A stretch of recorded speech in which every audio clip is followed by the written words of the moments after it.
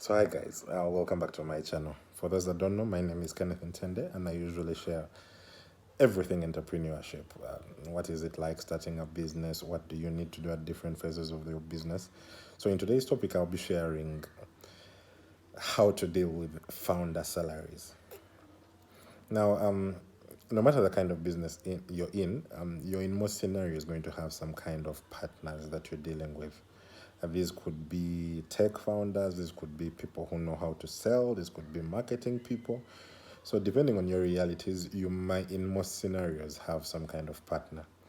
But now, whenever you're getting started, the truth is you, in most cases, do not have any kind of money coming in.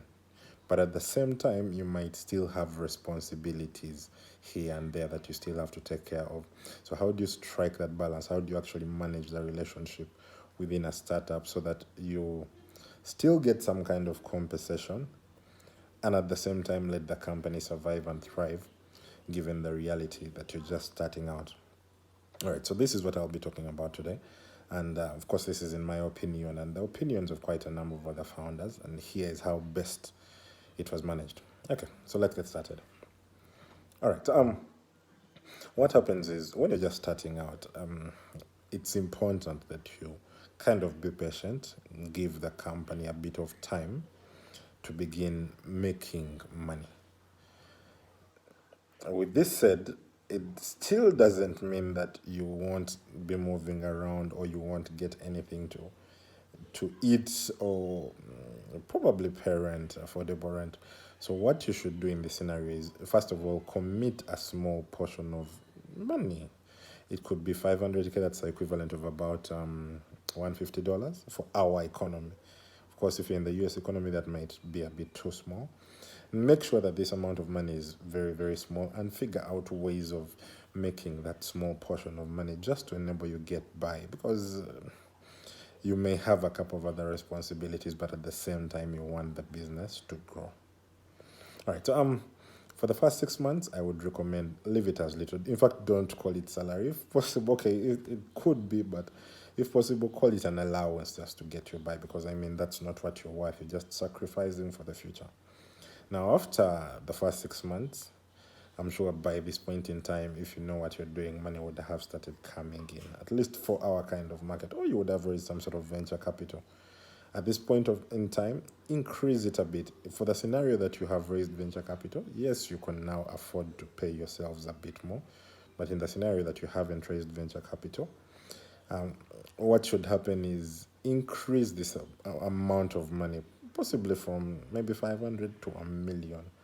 It's still not too much that it's going to squeeze the life out of you, but it gives you the liberty to kind of have some kind of life. You'll be able to afford certain things. So in most companies, that is what is done during that period of time. I know there's a couple of months where you're not going to afford to pay this amount of money, but in your books of accounts, still record that and know that, you know what, in this month, we were supposed to have been paid a million, and this million wasn't paid. At a future time X, when the company can afford, we could say, okay, let's compensate you for these 3 months, outstanding 3 months that weren't actually paid, or outstanding 6 months that weren't actually paid. So yes, it's important that of course you commit yourselves towards this, because ultimately what you're trying to avoid is a scenario where, because life is squeezing you into a corner and you need money for your parents, you need to pay for a couple of your utilities here and there, you don't want to be forced to give up on the startup on grounds of your need for survival. And similarly, you don't want to strain the life out of the company by taking out too much money that it's literally going to lead to your demise. So that is the balance that you have to figure out how in between both ends of the coin. Yeah. So after 3 years, of course, or so, when at that point in time, most likely you'll be stable, making enough money.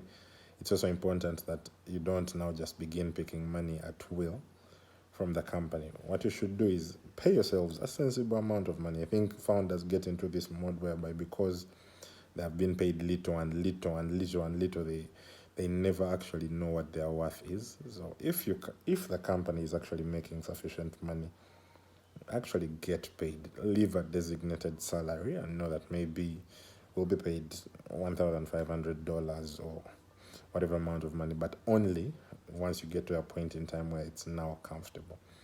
And also make it predictable. Take it gradually to the point where you're making sufficient money and giving that the company time to survive. All right, so that's all from me today. If you aren't already following me, please go ahead and hit that follow button. I'm on TikTok, Instagram, YouTube. Check out those three platforms.